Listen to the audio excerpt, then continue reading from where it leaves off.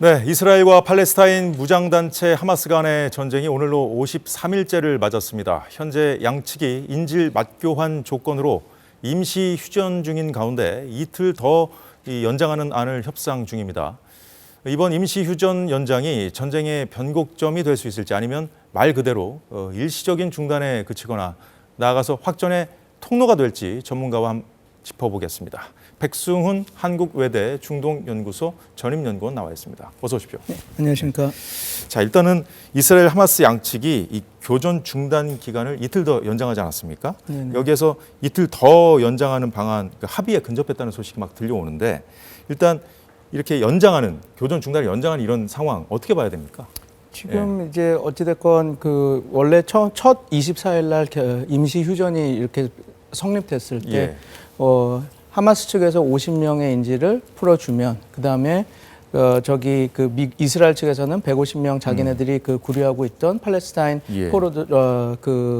범죄자들을 풀어주는 형식으로 이제 4일 휴전이 됐죠. 그 다음에 그 4일 휴전을 늘어나기 위해서는 하마스가 그 10월 7일 그 군사작전을 통해서 납포했던 240명의 인질들 중에 10명씩을 더 풀어주면 임시휴전을 하루 그 숫자에 맞춰서 연장시켜주겠다라고 이렇게 진행하고 있는 과정에서 28일까지 되고 나서 20명을 더 풀어주는 협상이 진행돼서 이틀이 더 연장됐고 그게 이제 30일 이제 종료가 됩니다. 그래서 그 종료되고 이제 앞으로 그 12월 2일까지 이틀 정도 더 연장을 하자고 지금 협상이 나오고 있고 그걸 위해서 20명 정도 더 하마스가 납포했던 그 인질들을 풀어주는 그런 지금 이 협상이 진행 중인데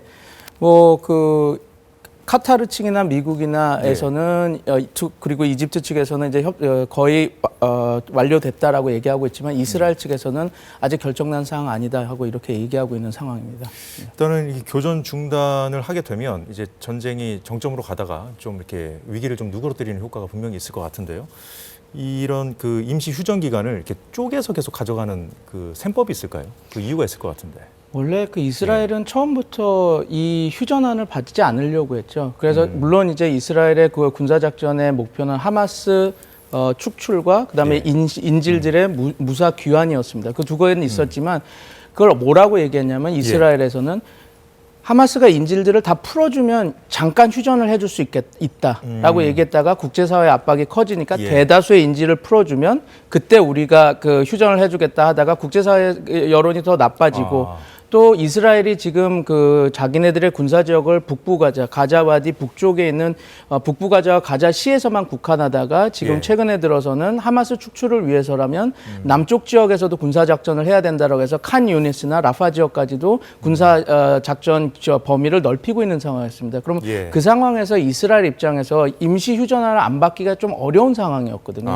왜냐 국제법 위반 문제도 있는 겁니다. 왜냐하면 전쟁이 시작되면 이스라엘 입장에서는 그 소위 말해서 민간인들의 안전을 위해서 여러 가지들을 확보해 줘야 되는데 이스라엘이 여태까지 팔레스타인 난민들의 이동에 대해서 그렇게 많은 시간을 말미를 주진 않았었거든요. 그래서 그런 것들도 맞물려 일어나면서 이번에 휴전안이 이렇게 일어난 거고 그다음에 지금 입장에서는 뭐 처음에 얘기 나왔던 것처럼 이스라엘 입장에서는 자기네들의 군사 전략은 두 가지다. 하마스 축출과 인질 구출인다라고 하지만 그게 상충하는 목표거든요.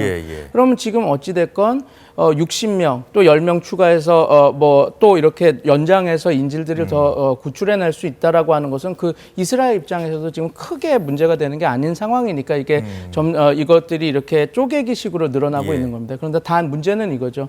하마스가 언제까지 이런 식의 인질을 풀어주는 그런 협상을 할 것이냐라는 문제입니다. 왜냐하면 하마스 입장에서는 지금 자기네들이 데리고 있는 그 인질이 자기네들의 유일한 그 협상 카드거든요. 그렇기 때문에 혹자가 얘기하듯 이게 계속 늘어나서 240명이 다 될 때까지 하마스가 휴전을 연장하면서 이렇게 인질을 풀어줄 가능성은 낮기 때문에 지금 쪼개기식은 그 뭐 어느 정도 이렇게 늘어날 확률은 있지만 이게 어떤 영구 평화라든지 그런 쪽으로 연장될 거라는 그런 것은 조금 뭐라 그럴까요? 양측의 특히 하마스 측의 유인이 낮죠. 그래서 그게 그렇게 진행돼서 인질들이 다 풀려날 가능성은 낮은 상황입니다. 예. 어쨌든 뭐 인질 협상과 맞물려서 돌아가기 때문에 어떻게 보면 하마스에 현재까지 좀 유리하게 전개된 듯한 그런 모습인 것 같습니다. 근데 예. 처음에 이스라엘이 걱정했던 것이 이거였습니다. 휴전이 늘어날 때 예. 국제사회의 여론이 계속 전쟁 이제 중지하자. 그리고 이스라엘 왜냐하면 지금 풀려나는 이스라엘 측 그 팔레스타인 그 뭐라 그럴까요? 그가 납포했던 그 사람들을 이렇게 예. 보면 몇몇이 여성 또 18세 이하의 어린 청소년들이거든요. 그러니까 예. 하마스가 원했던 그림은 이럴 겁니다. 우리가 인질을 풀어줬는데 우리 봐라 풀어주는 인질 건강하지. 우리가 그렇게 나쁜 사람 아니고 우리가 보호했어서 봐봐 이스라엘에서 풀려나는 사람들 봐봐 거기는 18세 애들 아니면 여성들 다 있잖아. 우리가 국제사회야 우리 팔레스타인이 이렇게 억압을 받고 있었어라는 그림을 이렇게 보면서 조금 이 전쟁을 좀 약간 팔레스타인의 유리한 쪽에 그 여론전으로 이끌어가고 싶어 했었는데 그리고 그것을 이스라엘이 가장 두려워했기 때문에 예. 이거 휴전 그렇게 하면 안 된다 그리고 4일로 이렇게 제한해야 된다라고 얘기를 했지만 지금 그만큼 지금 이 상황에서 그렇게 이슈가 되지는 않거든요. 이스라엘이 나빴다 그런 식으로 이슈가 안 돼서 지금 상황에서는 처음 이게 시작됐을 때는 하마스가 유리할 거다라고 생각했는데 지금 예. 이렇게 돌아가는 판도는 굳이 그렇게 하마스에 유리할까라는 생각이 좀 많이 지금 들고 있는 상황입니다. 그래서 네. 그것 때문에 이스라엘도 점점 늘려가면서 사태 추이하고 국제 여론을 보면서 이렇게 봐가면서 연장을 하면서 이제 인질들을 구출하고 있는 것이고요. 지금 현재 임시 휴전 연장을 지금 협상을 하고 있는 상황이고 다른 그 시나리오라면 영구 휴전, 종전이 되겠죠. 그리고 개전, 확전 이 세 가지 가능성 중에 어느 쪽에 무게를 두고 계십니까? 저는 임시 휴전은 늘어날 수 있는 확률이 있다고 봅니다. 양측에서 안 받을 이유들이 없거든요. 그렇지만 이것이 우리가 뭐 저도 그걸 원하지만 영구 평화로 이어질 확률은 낮습니다. 그래서 어느 정도 이게 요번 라운드에서 끝날지 아니면 다음까지 이렇게 10명씩 더 늘어서 며칠이 더 늘어날지는 잘 모르겠지만 그 이후 하마스 측은 이런 식으로 240명의 인질을 다 풀어줄 가능성은 낮고 그렇다면 어느 정도 시점에서 종전이 임시 휴전이 끝날 텐데 그러면 이스라엘의 그 개전은 다시 시작되지 않을까 그 가능성이 제일 높다. 어쨌든 시간 끌기용으로 인질 협상 카드를 지금 쓰고 있지만 어쨌든 시간이 지나면 다 소진될 거다 이런 말씀이시죠? 그렇죠. 그리고 소진될 때까지 하마스가 다 사용할 수도 없고요. 그 인질들 카드를요. 일단 그러면 협상 중재 관련해서 좀 살펴보겠습니다. 카타르, 이집트가 그 영구 휴전 가능성 좀 낮게 보셨는데 이 논의를 그 확대할 것을 이스라엘과 하마스에 압박하고 있다는 외신 보도가 나왔습니다. 가능성은 낮다고 보시는 거죠? 되게 낮죠. 유일하게 하나 있다면 지금 최근에 미스가브 그 시오니스트 전략연구소에서 10월 27일 날 나온 그 보고서 형태로 된다면 영구 휴전도 가능할 수 있습니다. 근데 그 안은 뭐였냐면 그 안 자체가 팔레스타인 가자 그 인구의 완벽한 이주 계획 이런 그 보고서였거든요. 그건 뭐냐면 어차피 지금 사우디아라비아나 그 이집트나 모든 국가들이 이 그 안정화되기를 원한다 이 지역이. 그리고 그래야지 여러 가지 개발이나 뭐 사우디아라비아 개발 정책이나 이집트도 거기 여러 가지 천연가스전이나 이런 것들을 개발하려면 도움이 필요하거든요. 그럼 어떻게 하길 원하느냐? 이 가자 지역에 있는 모든 그 지역을 다 지금 시나이 반도 쪽으로 밀어내서 그쪽에서 그 이집트하고 사우디아라비아가 주축이 돼서 자본을 대서 거기에 이제 가자 지구를 다 이집트 쪽으로 밀어내는 안이 되게 좋을 것 같다라고 하는 게 올라갔거든요. 물론 이제 이 연구센터에서 발행한 보고서는 거기가 되게 좀 어떤 구구 성향의 싱크탱크였기 때문에 이게 주류라고 얘기할 수는 없지만 이런 것들이 이렇게 돼서 만약 그런 식으로 받아들인다면 어떤 영구 평화나 이런 것들이 만들어질 수 있겠죠. 그렇지만 미국이 그때 단호하게 얘기를 했거든요. 강제 이주는 없다. 그럼 이런 상황에서 이집트나 사우디아라비아 혹은 카타르가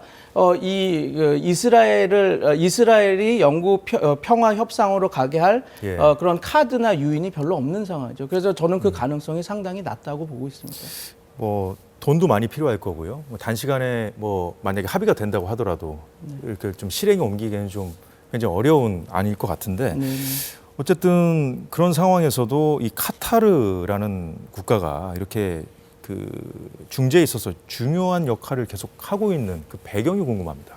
소위 카타르가 그 옴니발렌싱이라고 해서 자기가 등거리 외교인데 모든 행위자들과 등거리 외교를 함으로써 우리의 외교력을 극대화하겠다라는 게 카타르의 그 외교 전략입니다. 그래서 그 전략 안에서 지금 카타르가 하마스, 그다음에 무슬림 형제단, 심지어 탈레반 세력들도 자기네들이 어떻게 보면 그 쉘터로서 안식처로서 이렇게 다 받아주고 있었거든요. 그래서 그것이 문제가 돼서 2017년에 우리가 잘 아는 사우디 카타르 단교 사태도 벌어질 정도로 이제 그런 식으로 이렇게 했었는데 그건 왜 그러냐면 카타르는 자기네들이 1995년에 기존의 중동 국가들과 다른 그 방향으로 가면서 이제 기존의 우리 그 지역 패권국인 사우디아라비아의 외교 정책을 따라가는 것이 아니라 우리만의 외교 전략을 펼치겠다라고 하면서 이게 되는 것이거든요. 그래서 우리가 잘 아는 이란 핵 합의라든지 2020년에 벌어졌던 그 도하 협정, 그래서 탈레반과 미국의 그 평화 협정이나 이런 것들이 다